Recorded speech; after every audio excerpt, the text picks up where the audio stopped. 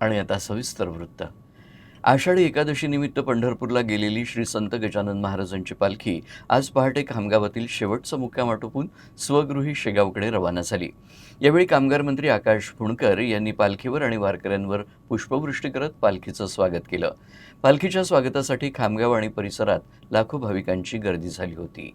पंढरपूरहून परतणाऱ्या श्री संत गजानन महाराजांच्या पालखीनं आज खामगाव येथील शेवटचा मुक्काम आटोपला आणि पहाटे शेगावच्या दिशेनं प्रस्थान केलं.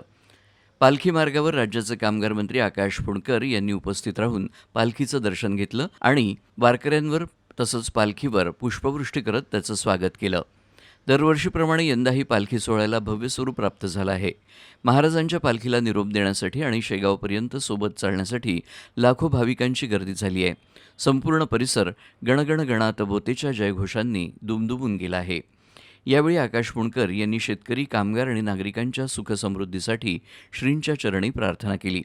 यंदाचं पीक पाण्याचं वर्ष उत्तम जावं, चांगला पाऊस पडून बळीराजाची शेती फुलावी आणि सर्वांच्या आयुष्यात सुखशांती आणि समृद्धी नांदावी अशी भावना त्यांनी व्यक्त केली. पालखी सोहळ्यामुळे खामगावपासून शेगावपर्यंत भक्तिमय वातावरण निर्माण झालं असून महाराजांच्या दर्शनासाठी भाविकांचा उत्साह बघायला मिळतो आहे.